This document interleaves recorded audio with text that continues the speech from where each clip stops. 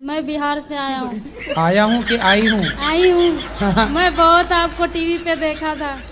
मैं तो देखा था कि देखी थी? देखी थी। हाँ। तो मैं ढूंढते मम्मी पापा के लेके चला आया। मेरे घर वाला चला आया कि चली आई? चली आई। फिर आपको नाम लेके पूछते पूछते यहाँ आया हूँ। आया हूँ कि आई हूँ? आई हूँ। तुम आया हो कि आई हूँ कन्फर्म करो, क्या हो? आई हूँ। आई हूँ, ठीक है। तो मेरे पति से बहुत झगड़ा होता है। वो शराब उराब पीते हैं, मना करता हूँ तो मैं मना करता हूँ तो वो मानती नहीं है। हाँ। कहाँ रहती है आपकी पति? वो अभी तो पंजाब में रहते हैं। पंजाब में रहती है। हाँ। वो कथा सुनते हैं? नहीं सुनते, मैं सुनता हूँ।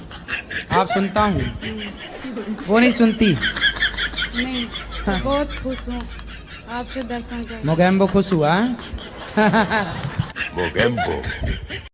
दोस्तों, एक कसाई के घर चूहा, कबूतर, मुर्गा और बकरा रहते थे। एक दिन कसाई चूहा पकड़ने के लिए एक चूहादानी ले आया। जब चूहे को यह बात पता चली तो वह भागा भागा कबूतर के पास गया और बोला, बहन मेरी मदद करो, कसाई चूहादानी लाया है, उस चूहेदानी को कहीं दूर फेंक आओ। कबूतर बोली, चूहेदानी से मुझे क्या खतरा, मैं क्यों फेंकूं? अब चूहा मुर्गे के पास गया। मुर्गा हंसकर बोला, ये तो मेरी समस्या नहीं है, तुझे खतरा है, तू जाकर फेंक। बेचारा चूहा दौड़ते हुए बकरे के पास गया। बकरा बोला, चूहेदानी में मैं थोड़ी फंसने वाला, मैं ऐसा बिल्कुल नहीं करूंगा। निराश होकर चूहा अपने बिल में चला गया। रात को अचानक खट की आवाज आई। कसाई की बीवी को लगा कि चूहा चूहेदानी में फंस गया है। वह चूहेदानी के पास जा रही थी, अचानक उसे सांप ने काट लिया। कसाई अपनी बीवी को वैद्य के पास ले गया। वैद्य बोला, इसे कबूतर का सूप पिलाओगे तो ठीक हो जाएगी। कसाई ने कबूतर का सूप बनाकर अपनी बीवी को पिला दिया। उसकी बीवी ठीक हो गई। कसाई ने अपनी बीवी के ठीक होने की खुशी में मुर्गे को काटा और खा गए। जब पड़ोसी को पता चला कि उनकी पत्नी ठीक हो गई है तो सब पार्टी मांगने घर आए और कसाई ने पार्टी में बकरा बनवा दिया। दोस्तों, यह वही कबूतर, मुर्गा और बकरा थे जो चूहे के मुसीबत के समय में उसका साथ देने के बजाय उसका मजाक उड़ा रहे थे, क्योंकि उन्हें सिर्फ यही लगता था कि यह सिर्फ चूहे की प्रॉब्लम है, ना कि मेरी। इस अजीबोगरीब स्कूल में किसी भी कलर का इस्तेमाल करना सख्त मना है,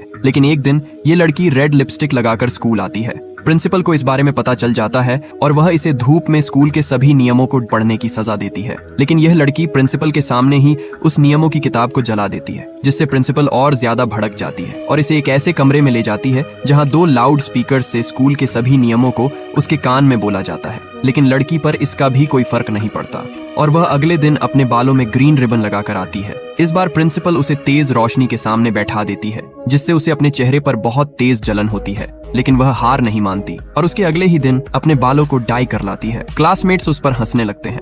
एक बार फिर प्रिंसिपल उसे सजा देने ले जाती है, लेकिन इस बार सभी स्टूडेंट स्कूल के खिलाफ प्रोटेस्ट कर देते हैं, क्योंकि उस लड़की के कारण उनका डर बिल्कुल खत्म हो गया था। प्रिंसिपल हार जाती है और सभी स्टूडेंट आजाद हो जाते हैं।